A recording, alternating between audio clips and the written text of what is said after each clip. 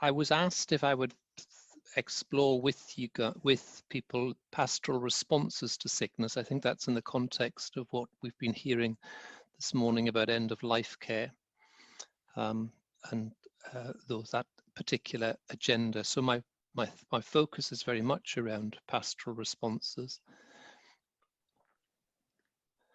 Want to do a little bit of scene setting and introduction first, then describe a little bit about some of my professional practice, and then go on to pastoral reflections. I work at Cambridge University Hospitals, which is a very busy place. The pressure in the situation is high, and that's even before we had COVID. The demands are unrelenting, and I say that very carefully because even with the COVID pressures now easing, there is, of course, the demand for clearing up all of the work that has not been done because of COVID. And so that unrelenting nature is very apparent. I don't say that in an insensitive way, because I think many of the senior staff are very aware of the cost of what's happened in the last 12 months. Nevertheless, there is a whole concern that the needs of other patients need to be addressed. Patient flow is a new buzzword. We thankfully haven't gone towards talking about negative patient outcomes. We talk about 1,500 patients dying annually, and there's approximately 6,000 to 8,000 births a year. Who am I? I was 17 years as a Baptist minister, both in Aberdeen in Scotland and then in Hertfordshire, before I came into the NHS in the last 26 years. I was the lead chaplain. I am now one of the senior chaplains at CUH and have a particular responsibility and involvement in bereavement care and bereavement follow-up. Schwartz rounds have been developed across the country in many, many hospitals as a way of staff talking together and sharing some of their experiences. And I've led that for a number of years as a way of providing appropriate support for staff about some very challenging issues. Usually it's about the psychosocial, spiritual issues of life rather than the scientific. I happen to be involved with the professional body of the UK Board for Healthcare Chaplaincy. And the topic we're talking about today is very much a lived experience as far as I'm concerned. I was going to break everybody into groups, and I suppose I'm wondering whether it might be helpful if we just break into groups for 5 or 10, but for about 10 or 15 minutes, because having listened to this morning's lecture and dialogue, we were very much focused around some of the medical issues, double effect, but I wonder what people's questions are, or what questions are people worried about having to engage with. I wondered if we might spend a little bit of time just gathering together some of the past questions that the pastoral engagement with end-of-life care provokes in us.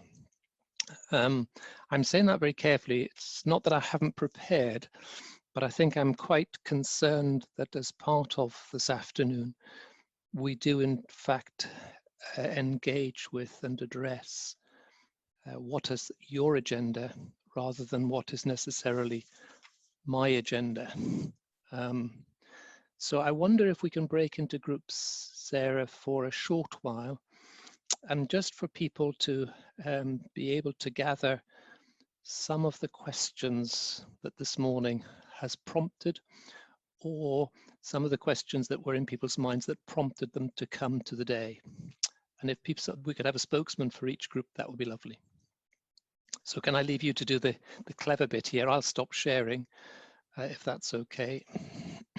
Yes, well, I'm afraid it needs to be Julia. Let me pick up. I have come from, I do work in a hospital context, and coming into hospital can sometimes be for a variety of reasons.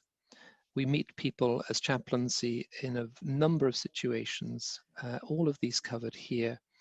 And some of the challenge of working in a hospital like this is that you're never quite sure what's happening and who you're talking to or what they're bringing into that kind of situation. But we've carved out very carefully in the hospital a very strong emphasis on pastoral care for patients as well as staff, but particularly patients. And if people ask me what it's about, I suppose basically it's about talking to people.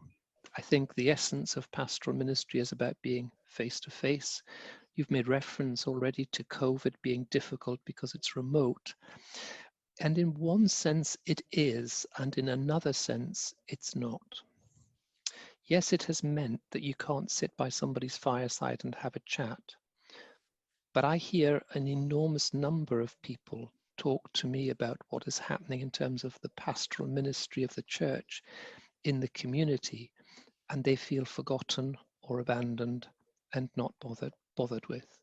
And I would reflect, when I started pastoral ministry 40 odd years ago, it was expected that you would do weekly visits to the sick, and sometimes twice a week if they were particularly unwell. And that kind of concept seems not to be there in many people's experience of the church's pastoral ministry. So while we talk about face-to-face, and I think that really is important, I think also Zoom has reminded us that we can make contact with people, and they need to know that somebody's either picking the phone up or organizing a Zoom to say, hello, how are you, how's things, I care about you. And I think in pastoral ministry, that's the challenge that we have to, dare I say it, take the initiative in going and making connections with people. Sometimes people, when I talk, assume that as chaplains we're trained to listen, and that is true, that there is a lot of the work that is about listening. But I think it's also about being trained to talk. It is not enough in my book to sit and just be a sponge for people. There is a place for that. But I think sometimes it's really important to be able to speak into situations and articulate our faith and articulate some of the feelings that we're engaging with, so that there can be a much fuller kind of conversation. Yes, I listen, but also there is that whole question of talking to and with people. Sometimes people say to me, is pastoral ministry a waste of time? My reflection would be to say to everybody, it's a huge opportunity. Somebody's got to write an essay on grief as a missional opportunity. What a fabulous opportunity to actually engage with where somebody is at in terms of their loss. And how do they understand the universe since the world has just been broken apart for them? And what a brilliant opportunity for them to talk about their experience and for you to reflect with them how you would perceive that experience as well. I suppose fundamentally it's about engaging where people are really located. And I suppose I go back to an experience I had. I had a very young student minister with me back when I was in pastoral ministry. And he did he was trying to be very clever, and it was delightful to have him. But he did a survey of the young people of the church, and the findings of that survey came out where the vast majority of the young people, 80–90%, said, my real questions are not being answered, and my real needs are not being met.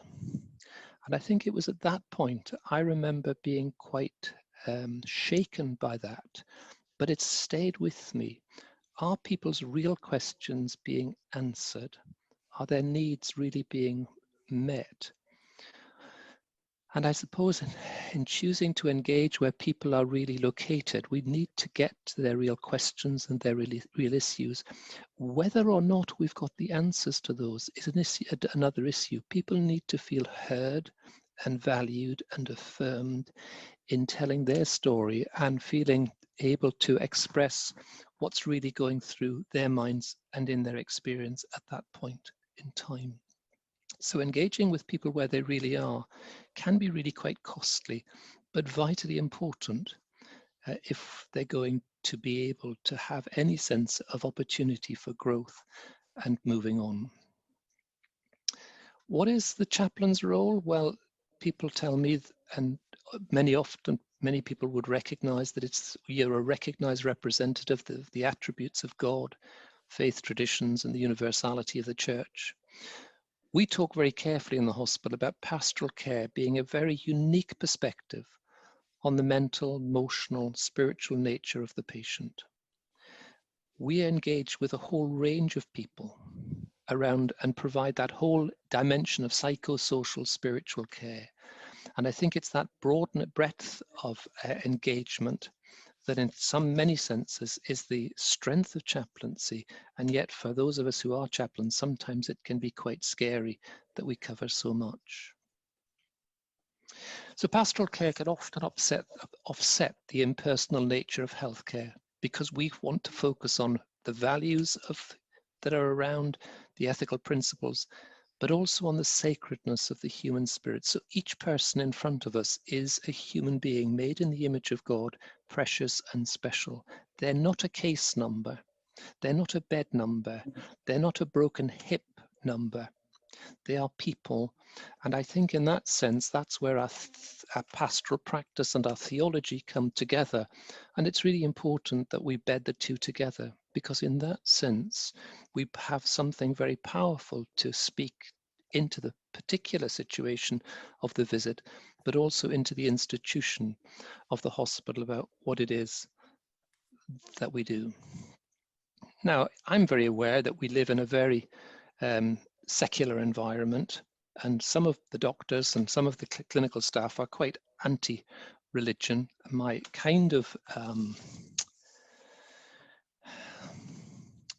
foil to this is to get them to, and often we'll quote this, I'll leave this is Theodore Dubansky's comment, which I find is really quite a fun comment.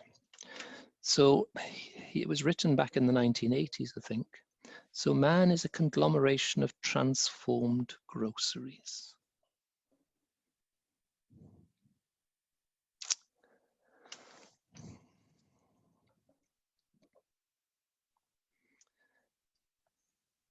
So when the clinical staff are being miserable to me, sometimes they are, and chide me that, well, there's nothing to this spiritual issues, I just reply to them, so you're simply a conglomeration of transformed groceries. And we go by, so by what alchemy does this conglomeration become the artist, the prophet, the doctor, the scientist, and the saint? That often generates some really delightful conversations with folks. But again, I suppose it's that whole question in the chaplaincy setting of not just listening to people, but being able to speak in a helpful way to challenge and encourage people to be open about what they're thinking, what they're talking about, how we perceive life. I don't suspect, I think in that sense, chaplaincy has a real role to play in terms of affirming the uniqueness of human beings, and I take every opportunity to do that. One of the kind of challenges, of course, as we've spoken about, is visiting people. And this is a slide that we've used many times, and we continue to use it, is when we have conversations with people, how do we engage with them? And we've developed this model. It's not very well set out on the screen, and I apologize for that, but it tries to present 4 focuses of a conversation. The arrow in the middle is designed to recognize that sometimes conversations move between 1, 2, 3, and 4, and often in a slightly chaotic fashion.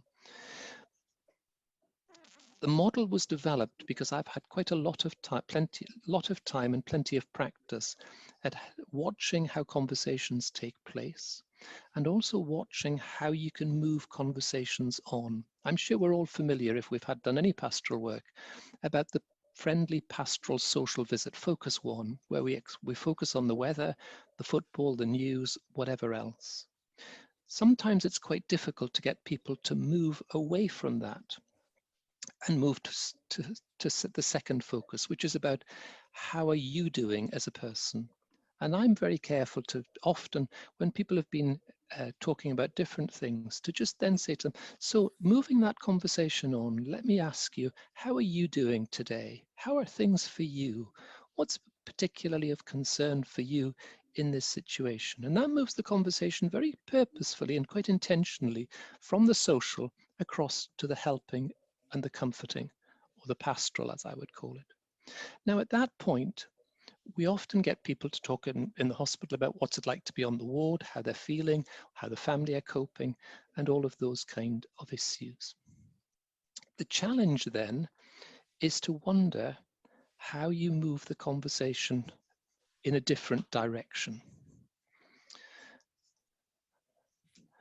And so we often want to move people into the third focus, which is about how are you and God doing?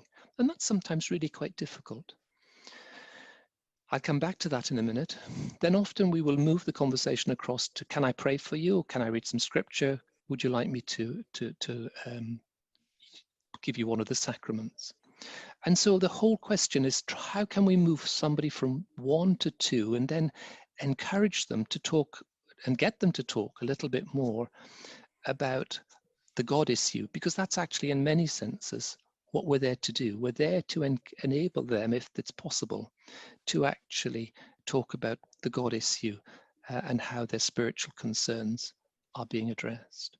And so we've developed some questions. How do you get to that story? Well, when we come to this, when people are telling us about the story, I will often say to them, so when you're discouraged and feel despondent, what keeps you going? Where have you found strength in the past? Where have you found hope in the past? And in that way, it's very easy to move a conversation from the pastoral into the spiritual, and then take that conversation into a much deeper dimension. Now, inevitably, going into those kind of areas and digging deeper into people's stories, you run the risk that you get into situations, or they bring up things that you might say to yourself, I'm not very sure how to cope with that. And so we often come across people who will say to us, it would be great if this would work. Yeah, why me? What have I done to deserve this? God doesn't seem to care. Why am I being punished? It just isn't fair.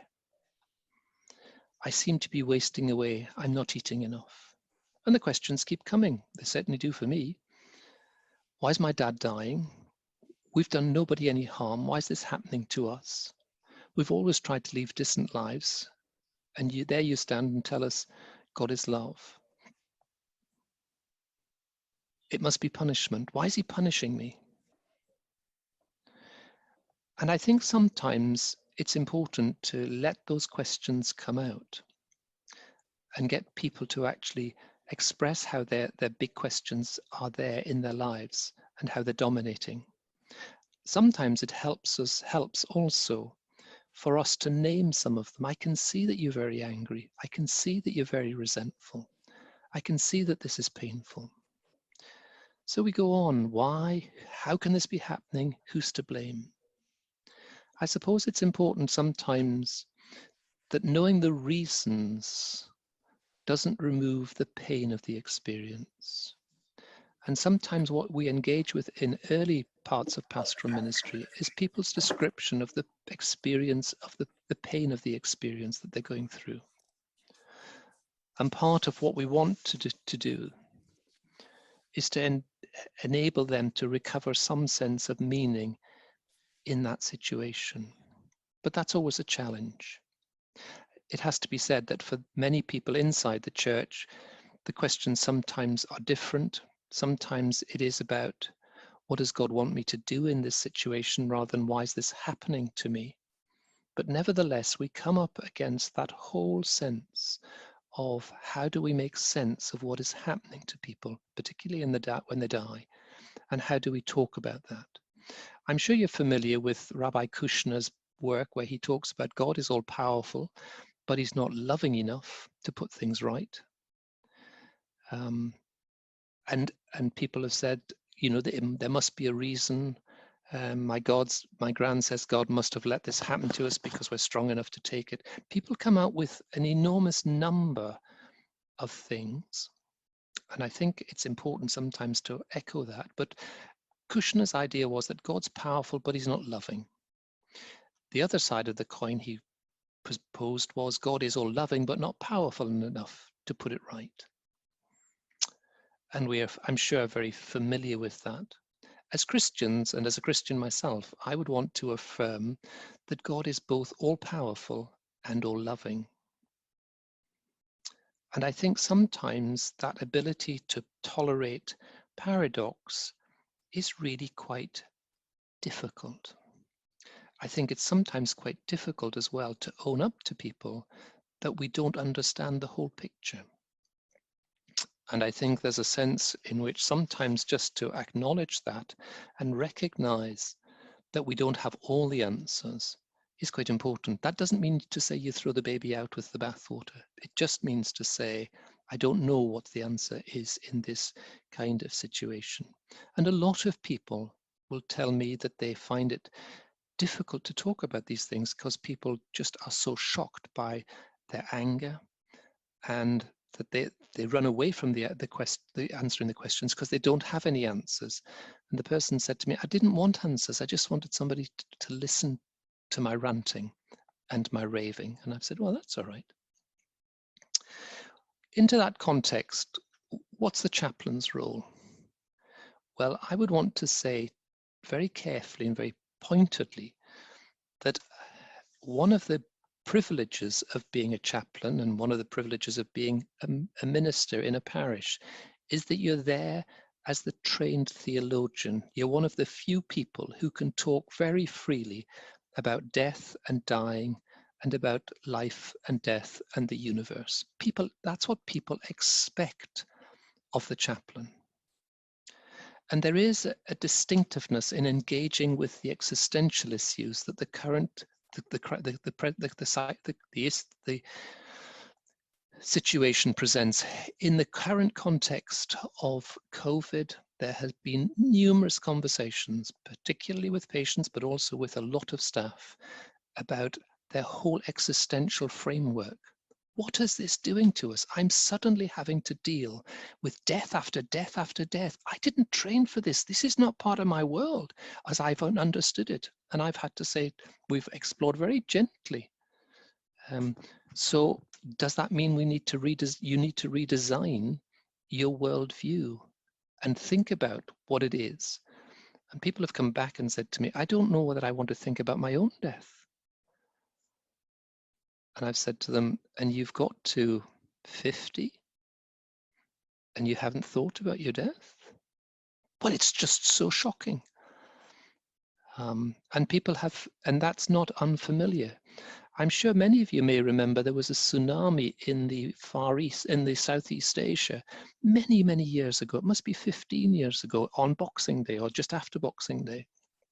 And I remember holding a memorial event in the Addenbrooke's Chapel concourse for that event. And afterwards, one of the senior staff came up and said to me, I just can't believe this is happening. Isn't this dreadful? Isn't this awful? Isn't this dire? And he went on and on and on at quite some length about how dreadful it had been. Now, in actual fact, one of his son's friends at 21 had died in that tragedy. And I remember turning to him and saying, but Michael, you work in an acute hospital. The A&E department's down the corridor.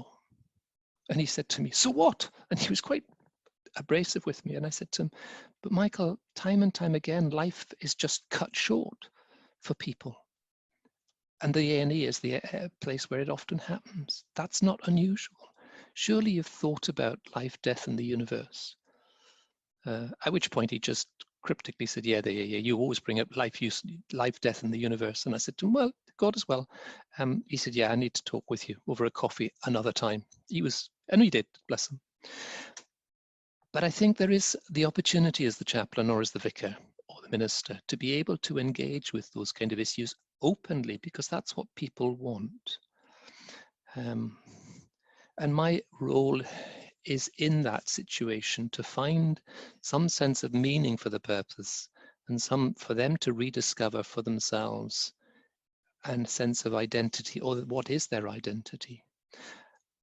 And often for me, the uniqueness of the role is in meeting people where they're often at their rawest, and to come alongside of them and into that situation, to listen to their story, as well as speak into that situation.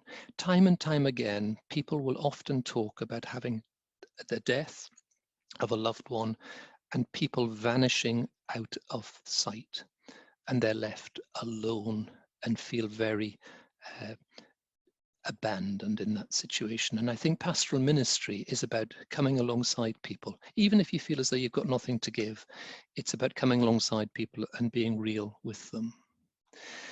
What is the place of God in conversations? Well, I have a very strong belief that if the chaplain doesn't put God on the agenda in a hospital, who will? If the chaplain doesn't raise theology, who will? And if our calling is the cure of souls, can we afford to remain silent? What we say may not always be well thought through and always be tailored, but I think there is something about speaking into a situation and asking God to give us the words to speak into situations that can be quite profound. So our purpose is much larger and much deeper, but we need to remind ourselves that our resources accept the fallenness of the world. We live in a broken, fallen world, but we also believe in redemption and recreation.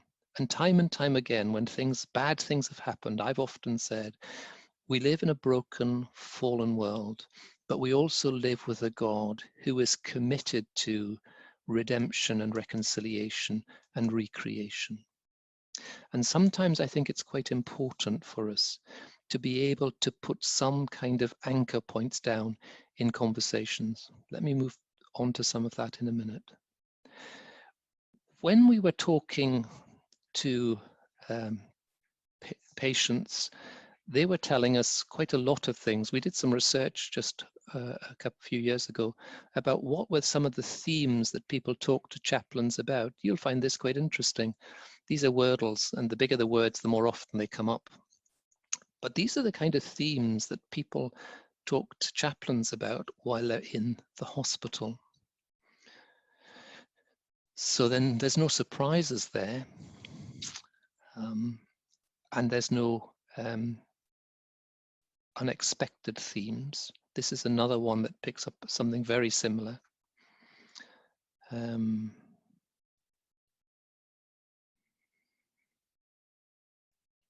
And so part of that is about engaging with people's worlds, engaging with their themes, and in actual fact, connecting with where they are at.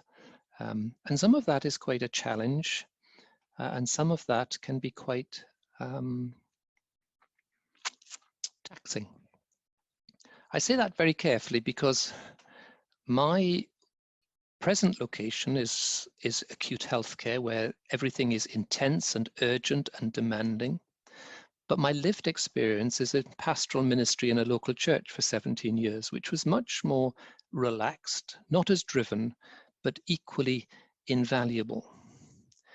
But as I reflect on that experience and my current experience, I recognize that pastoral ministry is always about translating. It's translating theology into practice. And that's the challenge of the pastoral theologian. That's the challenge of the minister in the local church. It's the chaplain it's the challenge of the chaplain. Because when people raise issues, you've got no time to prepare the answers beforehand. But you're trained, hopefully, to think as a pastoral theologian. And often I have reflected with people, what sort of anchor points would you want to place in a conversation to hold a conversation? If somebody talks about difficult waters ahead and how life is going to be difficult and all the rest, what sort of planks would you use to create a raft for the journey over the waters ahead? And I have come to this in a situation where this has become for me a helpful way of engaging with people when I don't necessarily have the answers. Let me skip that one. So my raft for the journey ahead, often when people say to me, so how do I make sense of this? And I don't understand and I can't answer the questions. I sometimes say to them, I go back to some very fundamental understandings of what is in my theology. Don't say that quite like that. But I know a God who is creator and the source of life. I know that this God in his character is good. I know that God is a God who loves us because it's seen in Jesus Christ. We see a God who is powerful. We have a God who understands what life is like because Jesus came in human form. And we have a God who enables, equips, and empowers us through his Holy Spirit.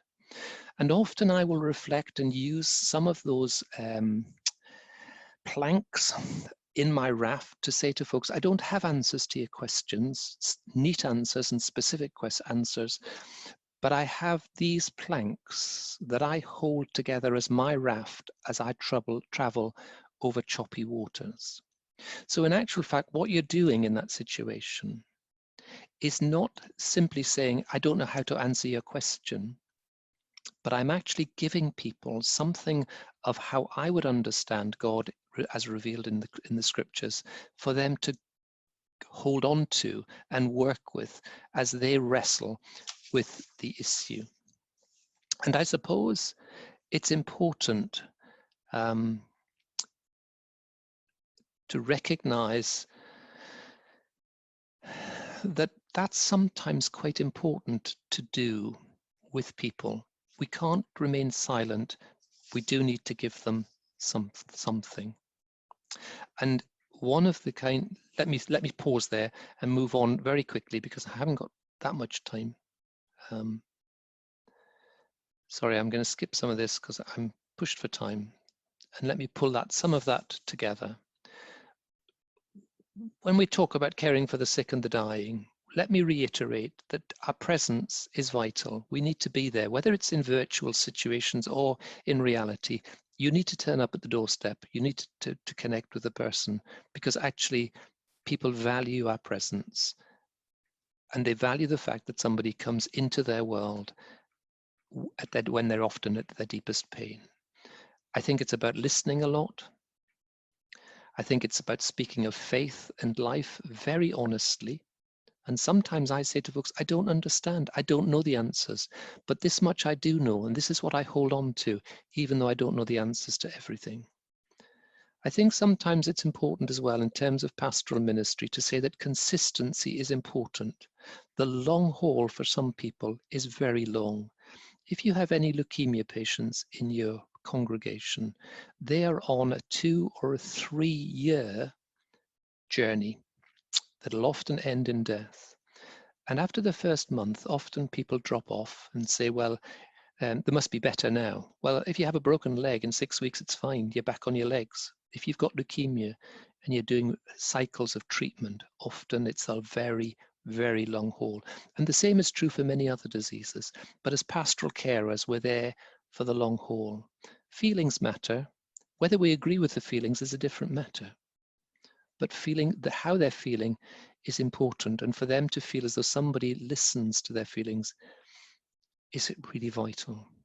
Priorities are vital. Sometimes it's about finding for them the best or what's good enough. And sometimes people will tell you, I want the very best, or that's good enough.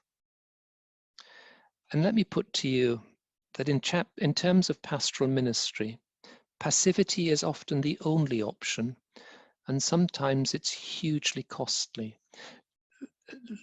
W.H. Van Stone wrote a book called The Stature of Waiting, brilliant book where he actually focuses in very carefully on the whole issue around passivity. Passivity, well articulated at times, is a very powerful device used in pastoral ministry.